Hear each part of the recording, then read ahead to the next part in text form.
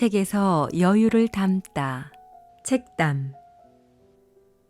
책담에서 읽어드릴 이번 책은 비울수록 사람을 더 성장시키는 리더의 말그릇입니다. 지은이 김윤나. 출판사 카시오페아. 구독과 좋아요도 부탁드립니다.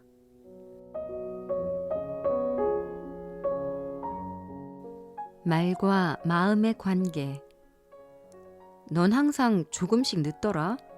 정신 차리고 빨리빨리 마무리하자. 이거 여러 번 주의 준 거 아니야? 언제까지 내가 다 챙겨야 하니? 오늘따라 선배의 말이 날카롭습니다. 고양이 목에 방울 다는 심정으로 무슨 일 있냐고 물어도 별다른 말이 없습니다. 그러나 평소와 다르게 차갑고 예민하니 주변 사람들이 모를 수가 없죠. 솔직히는 또 시작이구나 싶습니다. 평소에 그 선배는 후배들을 세심하게 챙기고 배려하는 편입니다. 고민이나 힘든 점은 없는지 먼저 묻고 잘 들어줍니다. 야근할 때도 배골고 일하지 말라며 밥도 잘 사주는 편이고 후배 생일도 기억해서 챙겨줍니다. 그런데 이렇게 세상 다정하고 허물없는 사람처럼 굴다가도 기분이 나빠지면 순식간에 태도가 바뀝니다. 감정이 상하면 말의 온도가 급격하게 낮아집니다. 인사를 받지 않거나 아무 말 없이 혼자 식사를 하러 나가는 일도 있고요. 이런 상황에서 그에게 보고를 해야 할 때면 후배들의 마음은 너무 불편합니다. 탕비실에 모여서 왜 그래? 무슨 일이래? 이 말만 반복할 뿐 정답을 아는 사람은 없습니다.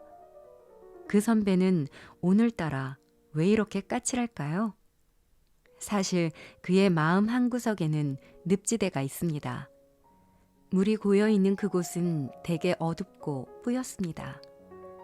축축한 진흙이 쌓여 있어 발을 잘못 디디면 빠져나오기 힘들죠. 사람의 마음에는 이렇게 늪지대가 존재합니다. 그곳에는 해결되지 못한 상처, 숨겨둔 이야기들이 삽니다.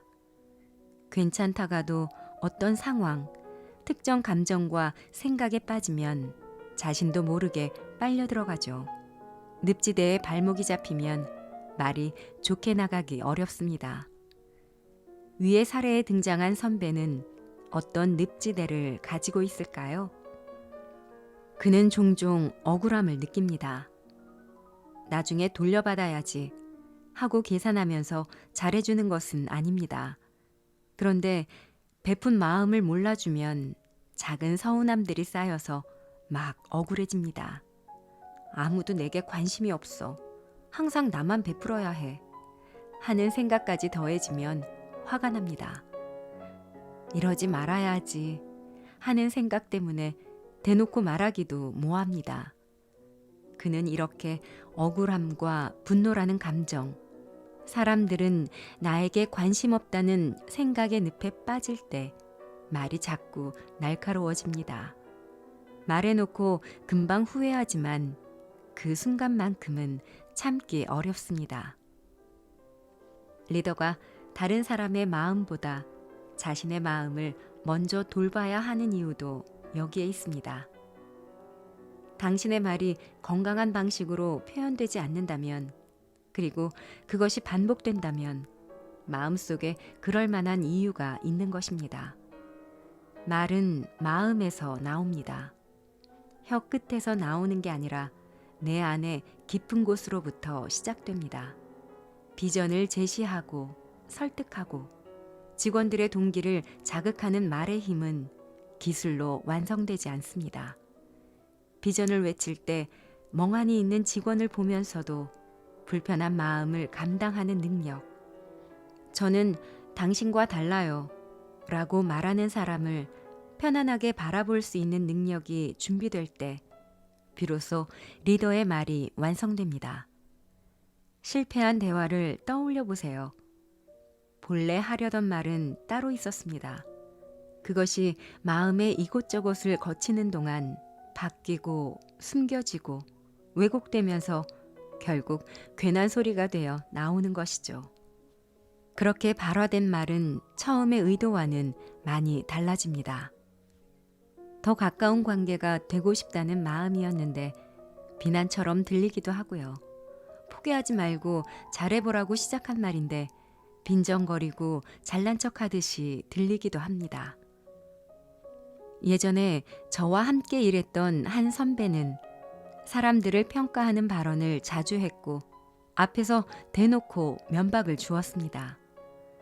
수재들이 모였다는 대학교를 졸업한 그는 일할 때 누가 실수라도 하면 그래서 사람이 똑똑해야 해 라고 말하곤 했죠. 후배들은 그 선배 앞에서 유독 긴장했습니다. 그러나 술자리에서 이런저런 이야기를 하다 선배의 마음에 있는 늪지대를 보았습니다. 그는 사람들과의 깊은 관계를 두려워하고 있었습니다. 워낙 엄한 가정에서 자라 살가운 관계의 경험이 부족했습니다. 무엇보다 자신이 똑똑한 것 빼고는 별 대단한 게 없는데 그게 다 들통날까봐 두렵다고 하더군요. 사람들과 좀 거리를 두더라도 지금이 편하다고 했습니다. 회사에서 대화 훈련을 받을 때도 이런 거 다 소용없다는 식으로 굴었던 게 떠올랐습니다. 돌이켜보면 어떠한 말의 기술도 선배의 말을 바꾸어 놓지는 못했을 거라는 생각이 듭니다. 마음을 들여다볼 준비가 되어 있지 않으면 마음속의 늪지대를 건널 수 없으니까요. 느끼고 생각하는 것을 제대로 꺼내놓지 못하면 말은 순환되지 않습니다. 감정이 불편해질 때마다 뾰족한 말이 쏟아진다면 먼저 자신의 마음을 들여다보세요. 말과 마음의 관계를 이해하면 더 좋은 길을 선택할 수 있습니다. 리더가 자신의 마음을 들여다볼 줄 알면 내면에 힘이 생깁니다. 관계와 대화에 문제가 생겼을 때 덮어놓고 상대와 상황을 탓하기보다 고개를 숙여 자신을 돌아보게 되면 오히려 통제와 선택의 힘이 커집니다. 누구 때문이다 라고 생각하면 억울해질 뿐이지만 내가 이 상황을 바꿀 수 있다라고 믿으면 내면에 힘이 모아집니다. 실패를 돌아보고 배워나가려 할 때 사람에게는 무게감과 중심점이 생깁니다. 의사소통 능력과 자기감의 관계를 강조했던 버지니아 사티어는 일치형 의사소통을 성숙한 대화라고 설명했습니다. 일치형이란 자신, 상황, 상대가 모두 연결되어 있는 상태를 말합니다. 자신만 드러내거나 상황만 주시하거나 상대의 눈치만 보지 않고 모두를 고려해서 말하는 것을 의미하죠. 그러기 위해서는 자신의 내면과 말을 일치시키는 것부터 시작해야 합니다. 말의 근원인 마음, 자신이 느끼고 생각하고 바라는 내면의 신호들을 인식해야 말이 엉뚱하게 나오지 않습니다. 그래야 비난하거나 피하거나 빈정거리거나 복종하지 않고 대화를 시작할 수 있습니다. 자신의 마음을 이해하는 사람은 타인의 마음을 깊게 들여다봅니다. 말의 그림자와 사각지대를 알아채고 자연스럽게 사람을 품습니다. 이렇게 마음을 담아내는 실력이 커질 때 말그릇은 신압으로 크고 깊어집니다.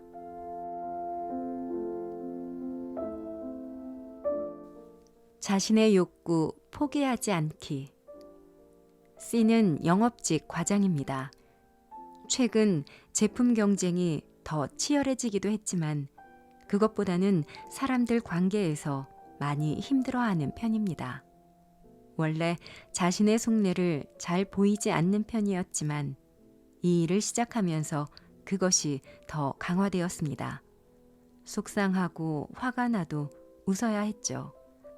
상대에게 맞춰주고 안 되면 되게 하고 괜찮은 척 해야 하는 상황이 많아졌습니다.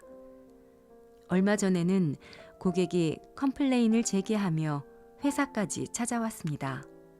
비상식적인 요구사항을 들이밀며 인격적으로 무시하더니 도리어 자신한테 사과를 하라고 막무가내로 소동을 벌였습니다. C는 더 큰 소란을 만들고 싶지 않아서 사과를 하고 마무리를 지었습니다.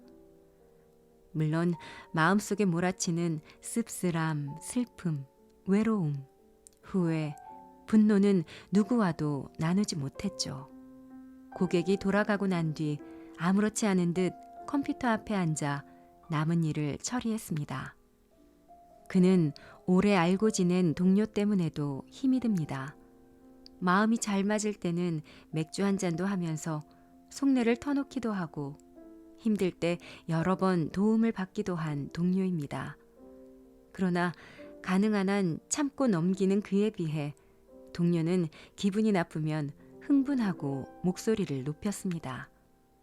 그럴 때마다 그는 가르치고 비난하는 듯한 표정과 말투 때문에 불쾌했지만 매일 얼굴을 봐야 했고 이런저런 신세도 지고 있어서 그냥 꾹 참을 수밖에 없었습니다. 그는 위와 같은 상황을 말하는 도중 눈시울을 붉혔습니다. 요즘 이건 아니라는 생각이 자주 든다고 했습니다. 자꾸 몸이 아프다고 하더군요. 불면증에도 시달리고 두통도 전부 다 자주 생긴다고요. 저는 일단 속으로 삼키기만 했던 그의 여러 가지 감정이 밖으로 나오게끔 도왔습니다. 동시에 그의 생각의 공식들도 살폈습니다. 갈등을 만들지 말아야 한다는 믿음, 속내를 꺼내면 사람들이 불편해한다는 신념은 어디에서 왔는지, 왜 자꾸 그 늪에 빠지게 되는지에 대해 길고 긴 이야기를 나누었지요. 그리고 물었습니다. 지금 가장 원하는 것은 무엇인가요? 지금 가장 절실한 욕구를 주저하지 말고 말해보세요. 나를 지키고 싶어요. 네, 바로 그거였네요. 앞으로 이 문장을 꼭 기억해 두세요. 이 문장을 생각의 공식 앞에 두세요. 그는 나를 지키고 싶다는 욕구, 안정감을 느끼고 스스로를 보호하려는 당연한 욕구를 그동안 여러 가지 이유를 대면서 방치해왔습니다. 스스로 무시하려고 했었죠. 그러자 마음이 계속 신호를 보냈던 것입니다. 돌봐줘. 언제까지 참으라는 거야? 나를 알아봐줘. 하고요. 공감 중에서 가장 중요한 공감은 바로 자신의 마음과 감정에 공감하는 것입니다. 자신마저 알아봐주지 않으면 결국 마음은 탈이 납니다. 당신은 훌륭한 리더가 되기를 원하나요? 아니면 행복한 리더가 되고 싶나요? 예전에는 둘 중 하나를 선택해야 했습니다. 성과 잘 내고 빨리 승진하고 회사에서 인정받으려면 개인의 욕구쯤은 참아야 한다고 생각했죠. 그래서인지 일할 때 그들은 별로 행복해 보이지 않았습니다. 하지만 이제는 다릅니다. 리더가 행복해야 좋은 리더가 될 가능성이 높아집니다. 후배들은 일과 개인적 삶에서 균형을 잡을 줄 아는 리더, 즐거움을 음미할 줄 아는 리더, 스스로를 존중하고 같은 방식으로 주변 사람들을 대하는 리더를 원하고 있으니까요. 현실 치료 이론을 만든 윌리엄 글래서의 말에 따르면 사람은 욕구에 따라 선택하고 그 선택이 곧 인생의 행복을 만든다고 합니다. 그는 인간의 5가지 기본적인 욕구에 대해 이야기합니다. 우선 생존의 욕구입니다. 잘 먹고 잘 자는 것이 기본이죠. 인간이라면 누구나 자신의 삶을 건강하고 활력 있게 만들고 싶어 합니다. 스스로를 보호할 수 있도록 안전을 추구하고 편안하게 휴식을 누리고 건강한 성생활을 하고 맛있는 음식을 먹고 따뜻하고 안락한 공간에 머물고 싶어 합니다. 다음은 사랑과 소속감의 욕구입니다. 우리는 누군가와 관계를 맺으며 연결되기를 바랍니다. 그들과 관심을 나누고 우정과 사랑을 경험하고 존중과 존경을 받고 싶어 하죠. 또 타인과 무엇인가를 공유함으로써 기쁨을 느끼고 협력함으로써 연대를 확인하고 싶어 합니다. 힘의 욕구도 있습니다. 사람들은 존재감과 영향력을 가지고 싶어 합니다. 자신에게 주목해 주기를 바라고 유능한 사람이 되고 싶어 하죠.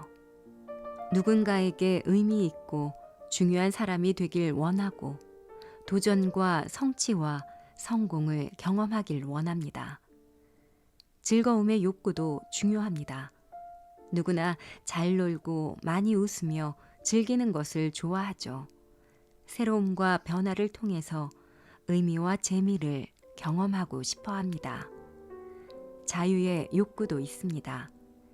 내 인생의 요소들을 스스로 자유롭게 선택하길 원하죠. 누군가의 감시, 통제, 지시 없이 나의 생각과 뜻대로 선택하길 바랍니다. 자립으로 독립하기를 원하고 누군가로부터 속박되고 싶어 하지 않습니다. 자, 이제 위에 나와 있는 욕구들을 다시 한번 살펴보세요. 현재 당신의 삶이 원하는 욕구는 무엇인가요? 그동안 무시하고 있었던 욕구는 무엇인가요? 앞으로 집중해야 할 욕구는 어떤 것이죠? 얼마 전 한 강연에서 이런 질문을 받았습니다. 내가 참으면 모두가 행복하다는 마음으로 서운한 감정을 참고 원하는 것이 있어도 포기하며 살았습니다. 하지만 꼭 나중에 폭발하게 되고 억울하고 허전한 감정이 떠나질 않아서 대화 방식을 바꿔보는 중입니다. 그러다 보니 예전 같으면 참고 넘어가던 것들도 표현하게 됐는데 분위기가 어색해지거나 너무 내 생각만 하는 게 아닌가 하는 생각에 오히려 불편해졌습니다. 감정과 욕구를 표현하고도 어색하고 미안하고 이래도 되는 건가 싶기도 합니다. 잘하고 있는 건가요? 네, 그럼요. 잘하고 있는 겁니다. 어떻게 한 번에 배우고 깨닫고 인식하고 표현하고 조절까지 할 수 있을까요? 단지 아직 강도 조절이 어려운 것뿐입니다. 감정의 크기가 1단계에서 10단계까지 있다고 해볼게요. 3단계 정도의 서운함을 말할 때는 엄숙한 표정으로 회의실로 불러내서 사실 내가 꼭 하고 싶은 말이 있어서 말이야 라고 시작하지 않아도 괜찮습니다. 커피 한잔 하면서 저번에 한 말은 좀 서운하더라고. 다음에는 이렇게 해줬으면 좋겠어 라고 자신의 감정과 욕구를 슬쩍 흘리며 넘어가도 됩니다. 감정과 욕구는 전달이 최종 목표가 아닙니다. 내가 무엇을 느끼고 원하는지 상대방에게 당장 말하는 게 꼭 건강한 욕구 표출은 아니라는 뜻이죠. 그보다는 욕구와 감정을 자신의 내부에서 정리하는 과정이 훨씬 더 중요합니다.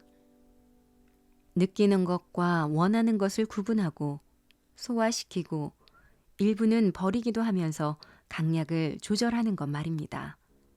그렇게 하다 보면 천천히 나와 너, 상황에 맞는 표현법을 알아가게 됩니다.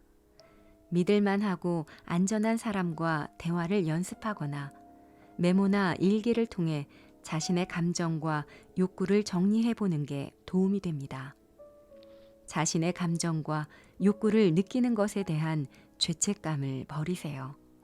그 고비를 넘기면 회의실에서도 직원과의 면담 자리에서도 보다 쉽게 열린 대화를 만들어 나갈 수 있습니다. 후배들의 욕구를 더 알아보고 표현하도록 돕는 리더가 될 수 있습니다. 당신의 마음이 지금보다 조금 더 편안해지고 마음속에 생기가 돌기를 원한다면 억눌리고 소외된 욕구들에 관심을 주세요. 일터에서 충족될 수 없다면 개인적인 생활에서 방법을 찾으세요. 어떤 일을 할 때 호기심이 커지고 흥미를 느끼고 마음이 편안해지고 몰입할 수 있는지 스스로를 관찰해 보세요. 어릴 적 좋아했던 게임을 즐기거나 목공이나 피아노를 배우거나 등산을 시작할 수도 있습니다. 좋은 리더가 되기 위해 개인의 욕구를 포기하지 마세요.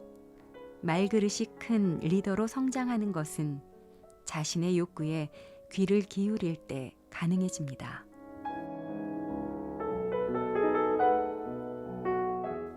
힘의 대화.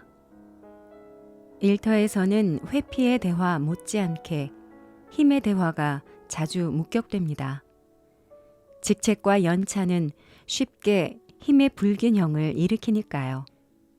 힘의 대화는 두 가지의 믿음이 교차할 때 일어납니다. 하나는 지금 나의 감정과 상황이 가장 중요하고 내가 선택한 방식이 옳다는 믿음입니다.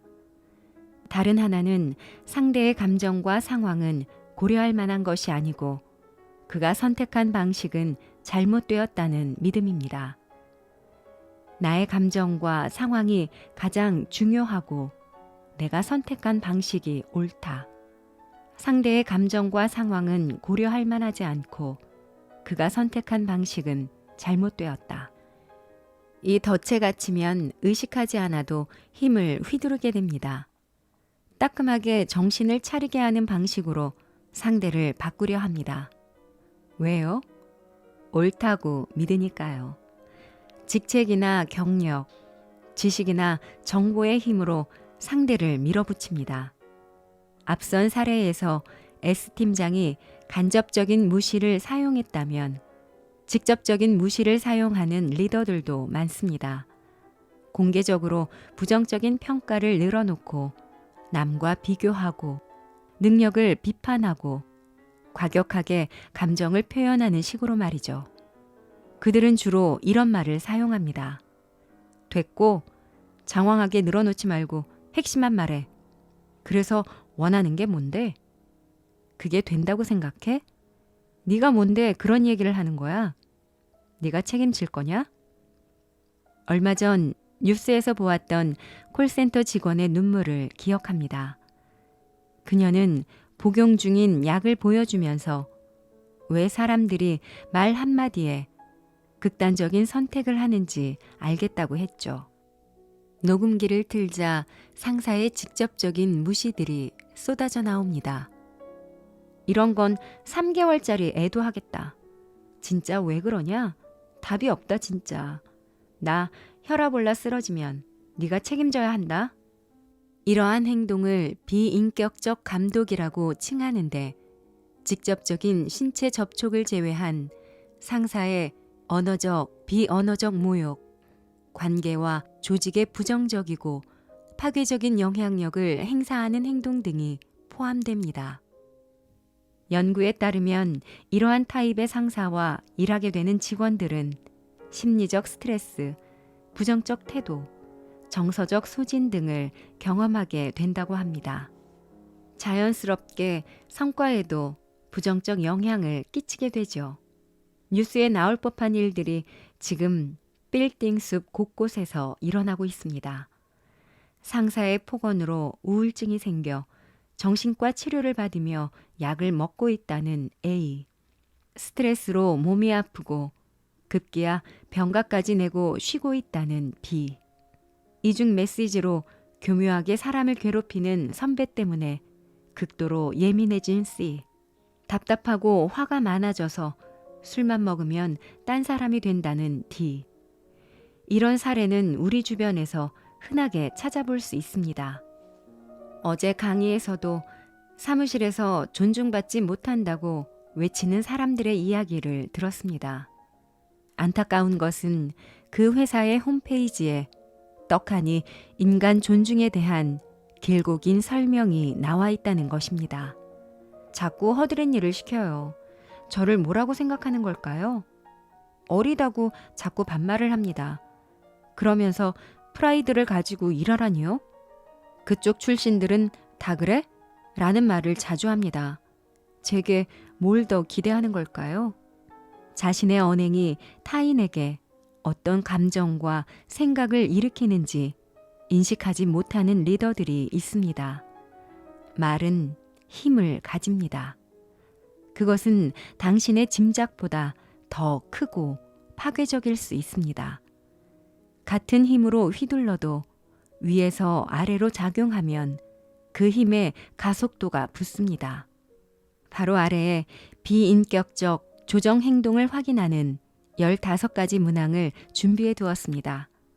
혹시 당신에게도 이런 면이 있나요? 아니면 당신의 상사 중에 이런 행동을 하는 사람이 있나요? 다시 한번 찬찬히 살펴보시길 바랍니다. 1. 나를 조롱하듯이 대한다. 2. 내 생각이나 감정들을 한심하다고 말한다. 3. 나를 무시한다. 4. 다른 사람 앞에서 나를 깎아내린다. 5. 나의 사생활을 침해한다. 6. 나의 과거 실수나 실패들을 상기시킨다. 7.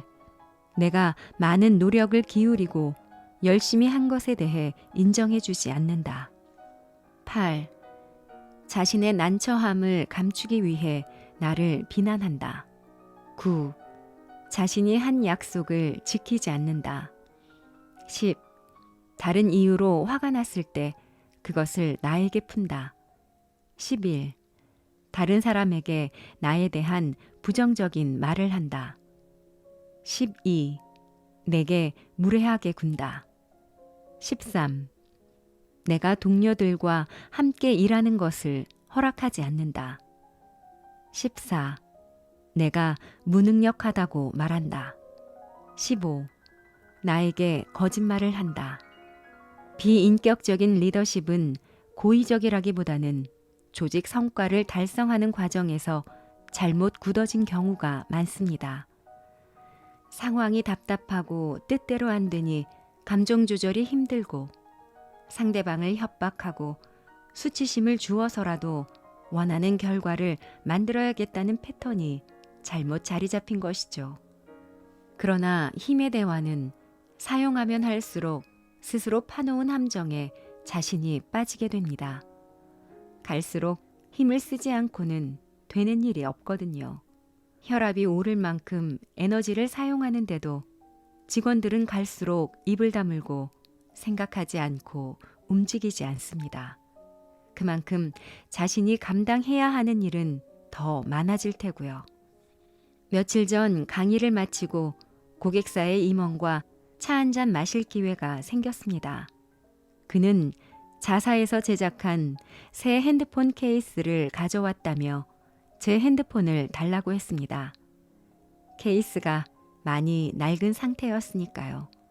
그러더니 괜찮냐고 물어보지도 않고 기존의 것을 벗기고 번쩍번쩍 빛나는 새 케이스를 끼워줍니다. 그러면서 만족한 얼굴로 참 좋죠? 하더군요. 동석한 사람들도 있었기에 그 자리에서는 내색하지 않았지만 속으로 저는 이런 생각을 하고 있었죠. 아이가 좋아하는 물고기 스티커 붙여준 건데 그게 좋아서 그냥 쓰고 있었던 건데 참 좋은 것도 일방적이면 강압적인 힘이 됩니다. 선의가 다르게 전달됩니다. 그러니 내게 힘이 있을수록 나는 좋아도 너는 싫을 수 있다는 것을 항상 기억해야 합니다. 일을 하라고 사람을 떠미는데 힘을 사용하는 대신 마음을 끌어오는데 사용하세요. 그것을 위해서 나의 감정과 상황이 중요한 만큼 상대방의 감정과 상황도 중요하다는 것. 내가 선택한 방법이 정답이 아닐 수 있고 내가 알고 있는 게 전부가 아닐 수 있다는 것을 항상 기억하세요. 이것들을 잊지 않을 때 힘은 올바른 방향으로 작동됩니다. 그리고 이것이 바로 존중의 대화를 사용하는 리더들의 특징이기도 합니다. 최근에 힘의 대화를 했던 적이 있나요? 그때는 언제였나요? 힘의 대화를 선택하게 된 이유는 무엇인가요? 책담의 낭독은 여기까지입니다. 잘 들으셨나요? 채널을 만들고 두 번째로 낭독한 책이 이 책의 저자 김윤나님의 말그릇이었습니다. 말그릇 이후 3년 만에 후속작 리더의 말그릇이 출판되었는데요. 사회생활을 하는 분들이라면 꼭 한 번씩 읽어봐야겠다고 생각이 들었습니다. 이 낭독을 듣고 계신 분들은 어떤 그룹의 리더이실까요? 꼭 회사를 운영하는 사람만이 리더는 아닐 것입니다. 사람이 모인 곳이라면 어디든 리더가 있기 마련이죠. 여러분들도 어느 곳에서는 리더이기도 하고 또 다른 곳에서는 파트너 혹은 팔로워가 될 것입니다. 사람은 혼자서는 일할 수 없고 아무리 프리랜서라 하더라도 협력자가 있을 수밖에 없으니까요. 리더이든 파트너이든 혹은 팔로워이든 사람과의 관계를 잘 이어주는 것은 마음일 테고 마음을 잘 전달하는 데는 말의 역할이 아주 중요합니다. 하지만 그 말이라는 게 우리가 늘상 사용하지만 아주 어려운 것이죠.